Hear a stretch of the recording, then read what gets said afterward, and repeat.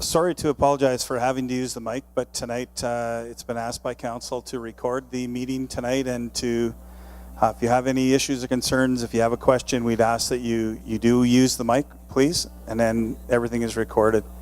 The process, and for those that don't know me, my name is Barry Raynard. I'm the Director of Community Services. I think I know most, if not all, of everyone in this room and the user groups who you represent. Yet I think very quickly I'm just going to ask you to, and I don't need everyone's name, but just the representation of the club so Megan can make sure we've got everyone recorded. So Deb, starting on your side. Okay. Sorry, which group? Okay, Barnes. Barnes. Gold Post. Junior Canucks. Elite. Speed skating, yeah. Figure skating. Mr. Klein. Fossils. Old timers. NHL. All three NHL. Yep. And Ryan's at the back from Encana, and the worship, your mayor is with us as well tonight. First and foremost, thank you very much for taking another night to come out. It's our continued effort to bring information and share information with our user groups on the current situation we're facing, and to work with our user groups to try and keep you informed as much as we can, to work with our scheduling as we move forward, but first and foremost to have transparency to the challenges that we're facing. I know that Duncan did a great job last time in sort of giving you the overall mechanical side of what happened. I'll give you a quick summary of that. We all are aware that we had a brine contamination with ammonia leaking into the brine. We're still working on trying to figure how that happened. We've done a number of tests and continue to do tests. But with the ammonia, certainly from a safety perspective, and the number one factor that we're dealing with from the city is safety. So to shut the facility down and then to start to address those challenges and how we move forward. This past weekend, we were very lucky, or through the week, we had a consulting group in that was doing some testing with us, and some staff modeling and working with us. And we're actually in to look at some of our plant and the aging plant infrastructure to prepare a report for us as we move forward into next capital, working strategically with the mayor and council. One of the things that, as we move forward, was it was really this individual, two of the individuals. One is the chief power plant operator for the Vancouver Convention Center, and their company, their other half of that specialty used to be the head of the BC Safety Authority. So when we're dealing with that level of understanding, that knowledge doesn't come to us very often. So I know it's sometimes easy that we think that we have the internal solutions, but I'll tell you, it's been a learning curve. And when you actually get into the complexity of ammonia, it's not something we want to fool around with. So safety utmost is to you, the user, and to our staff as we move forward. I'm going to give you the update in regards to what we did this past weekend and how we're addressing that, some of the options that are still available. And as we move forward, to bring a very important report to council for next Monday. But in order to do that, there's a lot of due diligence that's required to be completed. And as well, from a staff side, as we move forward to brief council and the city, we have to make sure that those are all completed. I won't ever pretend I'm a chemist, but as I learned the process of how you would do additives, how ammonia impacts your brine, how that gets out into gas is something that as we learned and progressed working with our staff, this situation could have been a lot worse. And it could have been a lot worse if it wasn't found. It was simply detected through a brine test of losing brine. Okay, so as our brine started to drop in our plant, we went to look. We went to get our readings. We got our readings. Ammonia is detected. Those come through a plant or a lab that gives us those updates. That's immediately concerned for closure. Okay, so then the next step is, what do we do? Okay, the first address is, how is ammonia getting into our brine? And the simplest factors would be coming through a chiller leak. Okay, that's the simplest. And if I drew the diagram, and I don't need to bore you with that, but it's pretty simple. That as those brine lines go through, and that ammonia plant or the ammonia chiller is the key. So somehow the ammonia was getting into the brine line. Okay, only two ways that can really happen. That's a breakdown of our chiller plant, okay, or cross-contamination, okay? And that's the concern that was raised when we had both levels of ammonia, one higher than the other, but both in the curling club and with the Memorial Arena. So this weekend we worked with Simcoe, and Simcoe is our hired contractor that does our servicing, our startup, our closures, does our servicing if we have any major issues, and also gives us and does our brine testing and our additives with our staff. Okay, so they came in, and the chillers were pressurized up, and simply as the ammonia is released, you pressurize the tank, and if you have a catastrophic failure to your boiler or your chiller, you'll see that drop in that pressure fairly quickly, if it's catastrophic. If it's a pinhole leak, it could take 24 hours or more, and it doesn't necessarily detect where that pinhole leak would be. Okay, but that's the first and foremost that BC Safety asks us to check, because that's the main source of where the ammonia should be leaking. Okay, in best case for us, for understanding moving forward quicker, would have been catastrophic failure. Okay, then we know we've got the problem, the chiller's totally failed. Okay, so now we're sitting and we're trying to look and say that we did additional testing, all the information and the brine tests have gone on to Edmonton. We were hoping to get the results, but with the Remembrance Day holiday tomorrow, we're expecting those results Wednesday, Thursday morning at the latest. That would start to indicate what the next sort of moves are. And part of that we looked at, and I try to keep it simple enough to look into those things that are still being explored, some of the unknowns, and then the next steps. Because as each step moves forward, it either takes you left with other options or to the right and how we protect the asset or the infrastructure that we have. So still to be explored, and the current next step to get into the boiler or into the chillers would be, they call it an eddy current testing. And what that does is it would cut the one end of the chiller off, and they would go into each of the individual brine lines. They would drill through the brine lines to get an integrity reading on the pipe that would tell you that, again, if you have one line, you can block it off, you can pinch that off, and you can still have the chiller work. Okay, but that's a lengthier process, and it takes time to open up the chiller, clean the chiller, and then the company comes in and does the testing. Okay, that's still, all that does is give us integrity of the chiller. So most would say that a life cycle of a chiller could run anywhere between 10 to 20 years. If that goes through and we do a whole bunch of work and it says, yeah, it's just hanging in there, but it might limp you through, until we get that, BC Safety may say to us, that's not enough information. Okay, so I'm trying to keep it as simple as I can without getting into the complexities of that, but if most would understand that, that's where we're at. The second part of that is that once we get the actual true readings, because if continued ammonia was going into the brine, the readings change, the pH levels change, and how we treat that changes. So the most up-to-date information that goes into the lab, if it's possible to, well, it will have to be done to some extent, we have to neutralize the ammonia in the brine. Okay, and that's for two reasons. If they determine that we can still possibly neutralize and save the chiller, okay, and we can do additives in and we've stopped the ammonia going in, then we can continue to move that plant forward. Okay, but that's a critical part. Okay, it's the additives going in. And if it ends up being more catastrophic, we still have to deal with the neutralization of the brine and then removal of the brine.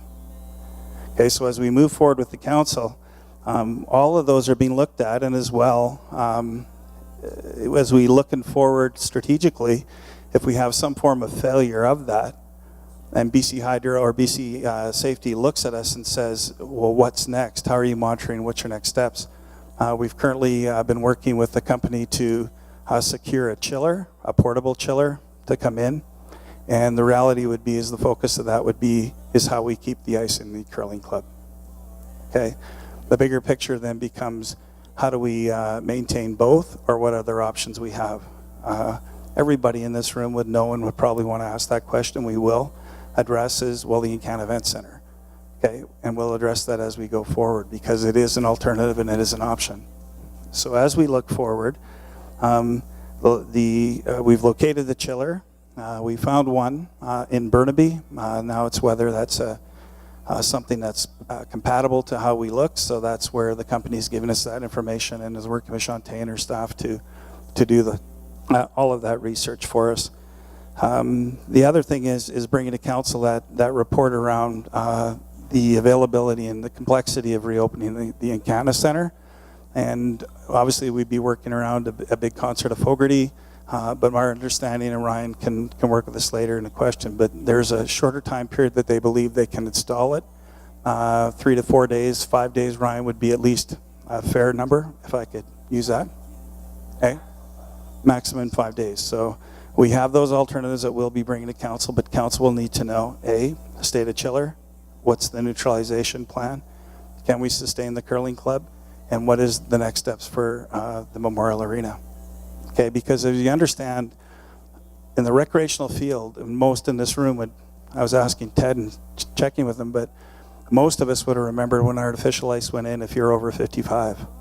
And it was usually in the 67 to early 70 range, Ted. And most of that infrastructure in a lot of our smaller communities is deteriorating. And the challenge of now the safety of complexity of ammonia becomes a bigger issue. So one of the things that we're exploring is, do you go to a Freon plant? Do you alternatively maybe work with the maintaining the curling club? Okay, maybe looking long term at a bigger change for the Memorial Arena and the curling club over time with that. And what do you do in regards to utilization of the Encana Centre? So a lot of things on the table as we move forward. Those unknowns that we still are facing really is that we haven't found where it's coming from. And that's still concerning. Okay? That's probably the number one factor. The part about addressing the future potential chiller default is going to be the number one answer that I have to try and come up with in the next few days. And if that means opening up the chiller to find out the integrity of the current chiller, how long it has to be on life cycle, we're going to find that out. Another unknown is the contamination of the brine, neutralization of brine. We'll be working with an environmental group, and there are a number in our areas. There's a lot of different groups that can handle that, and we've already getting some information on handling of that brine if it was to have to be drained. Because the concern would be is if the plant goes off, the leak within the ammonia, then the gas comes out of the brine. So that will be a challenge within that, the unknown. And really, as we're working very closely with the curling club to try and figure out a way to salvage their season, because everyone in this room has an alternative, and within a couple of weeks we will have an alternative decision to that, based on where we get solution to, or what information is brought to council and decisions that they decide to make.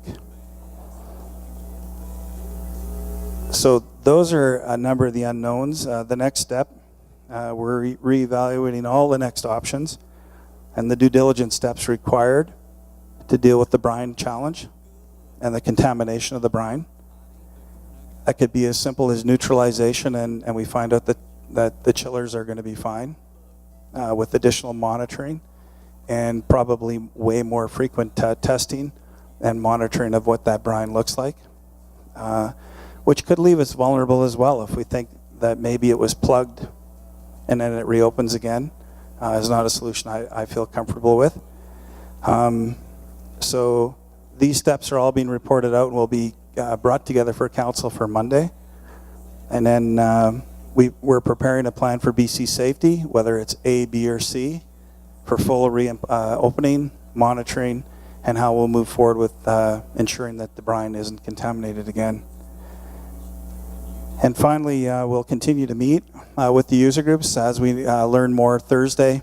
We might do another press release leading into Monday, and then prepare all the information for council for Monday. Okay, so that's about as much as I can give you in a simple layman's term of where we're at with the two buildings.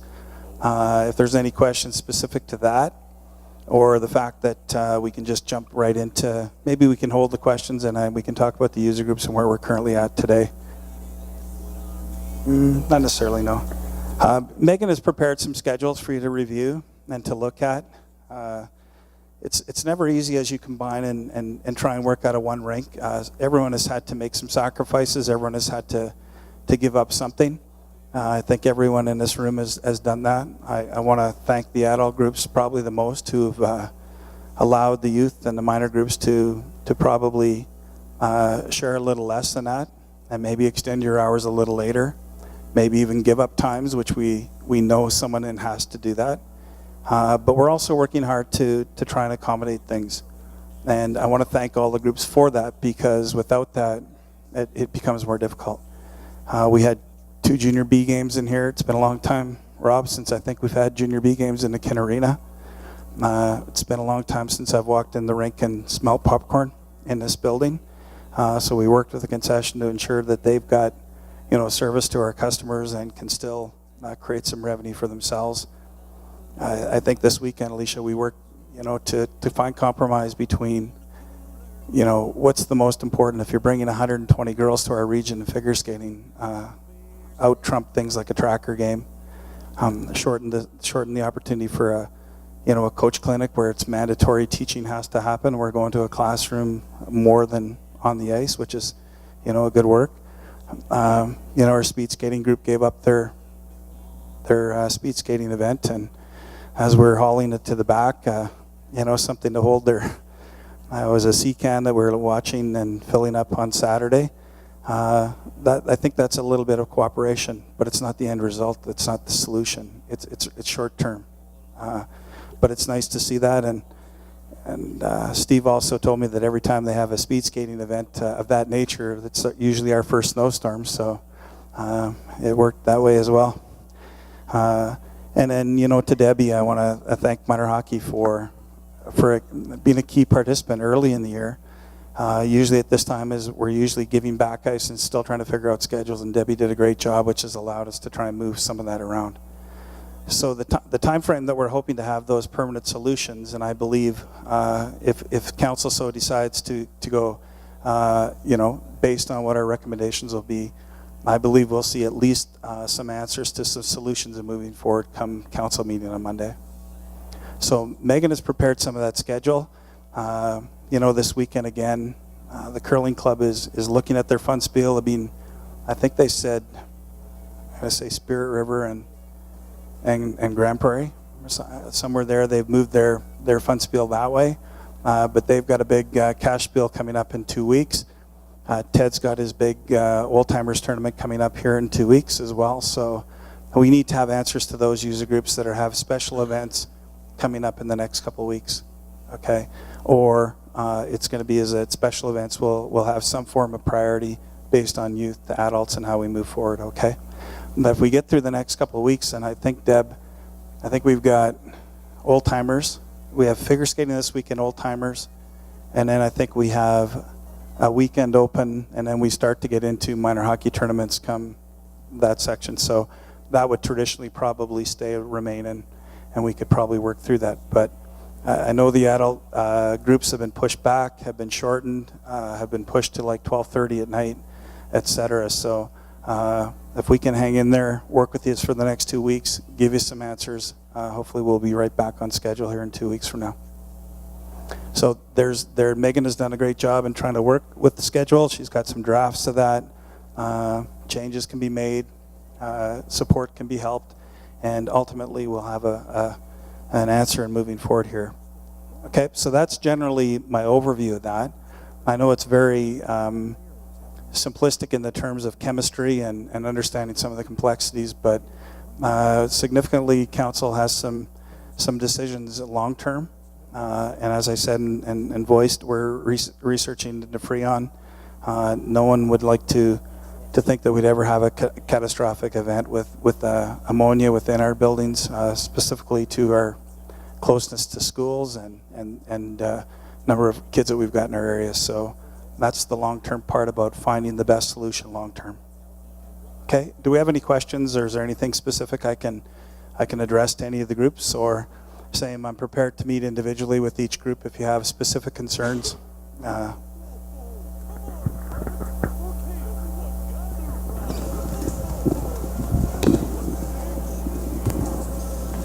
I guess I got 2 questions. One will be with the closure to this arena for the next upcoming weeks. Is there any plan to extend ice in the Kin Arena past the usual March deadline, or extend ice into the summer at all?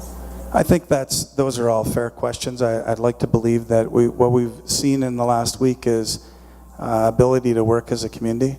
And I think those are things that council has taken very much into consideration, that no one likes to see these challenges, but I believe it's something that would be better received. But I can't speak on behalf of council, but I would be advocating on behalf as a recreation group as a whole that we could look at that. And then one other one, is there any update to the cancellation policy? I mean, for us right now, going week to week and having gentlemen's come in at 12:30 at night, not everyone can make those games. And with your cancellation policy staying the way it is, we're better off to almost cancel most of our ice than it is to continue on the way we're going. Is there any plans, changes to that cancellation policy, or is it the same moving forward? I think that's another thing that as a manager or director I can have another review and work with my staff with. I think that the key here is that not the fact that we have to be as stringent as we can. You know, some of the policies were set for reasons of specifically whether it was not working or it was being abused to some degree. So policy is as flexible as a group as as long as we're all treated equally the same across.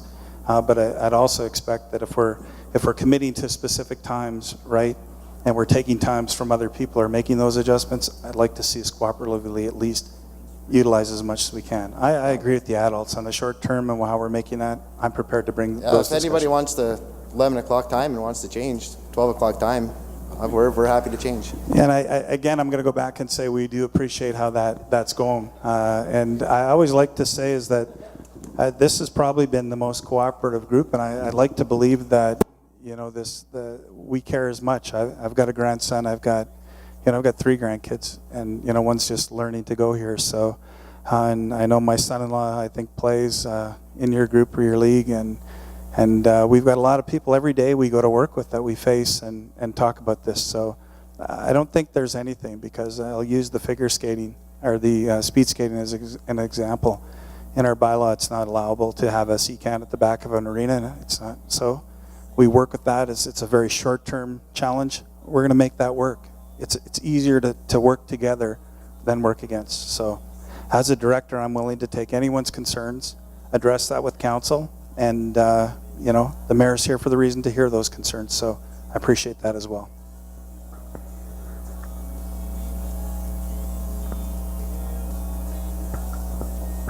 Okay, if there's not, Megan's got some thoughts around scheduling. Ted, I'll need to work with you and Aaron specifically to the tournament. Where Tracy's probably not here because we deal with the curling club on a daily basis. And we hope to have some answers for them by this weekend that they can figure out as well. Okay, those are the 2 that have the immediate. And the adult group, please talk to me about the policy and how we can look at that for council information for Monday. I was just wondering, it's not too often that we have a mayor acclaimed, so I'm not sure if Mary, you wanted to say anything?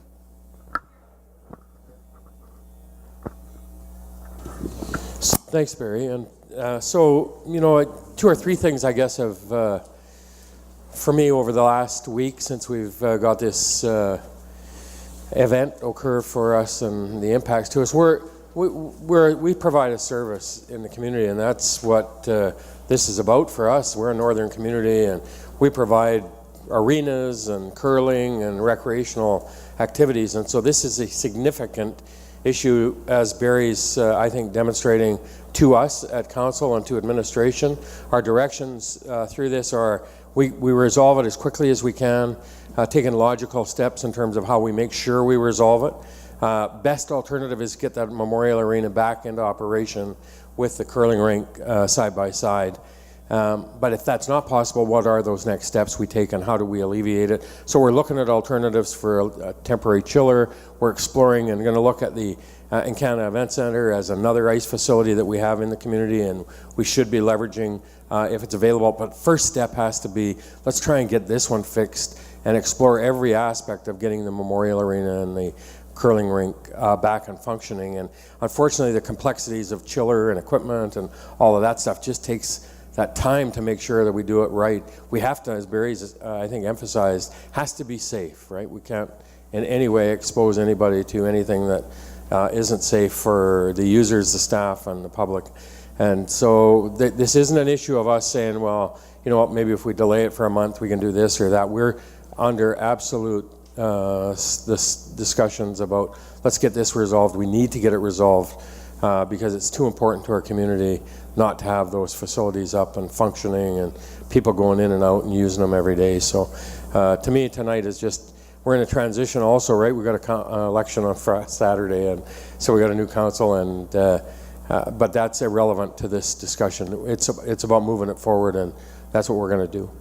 So thanks for coming out. I appreciate it. And again, as Barry said, and I talked to Jim as well about it, that the cooperation from everybody in terms of helping us get through this, we really appreciate, because we understand the difficulty of, you know, you only got that 5 or 6 months of time in which you have these recreational activities for the kids and for each of us individually, and so we understand the pain and the stress for everybody in trying to get it done. And I was going to be the track announcer, I think, on Saturday at the speed skating arena, and I lost my one opportunity at being a public speaker. So thanks, everybody. We really appreciate the cooperation, that, and we are going to work to get it resolved. We need to get this fixed. Ray, just one question. I'm going to ask you, Ray, so it just gets recorded. Okay. He doesn't need to think. Just one question. This schedule that you've given us, it only goes up until Friday the 21st, I believe it is. Does that mean if you guys are going to put ice in the Encana Center, that we will get another one probably after, like, Friday afternoon type deal?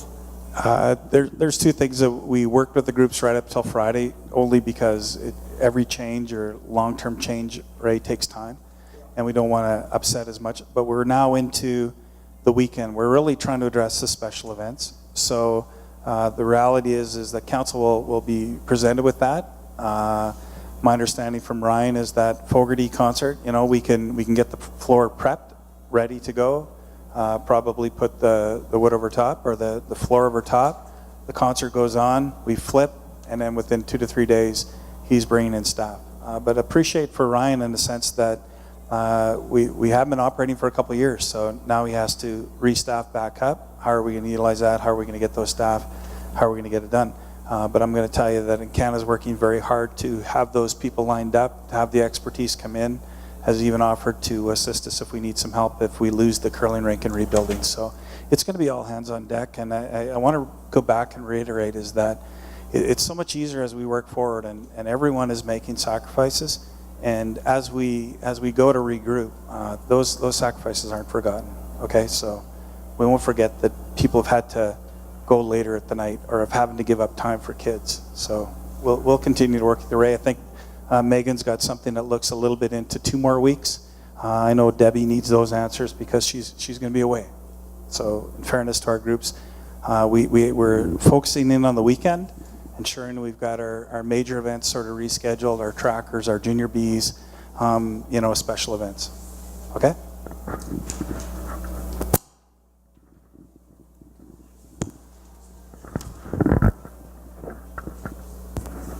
Okay, we're going to wrap it up for that, and thank you very much. If you have individual questions, please stay.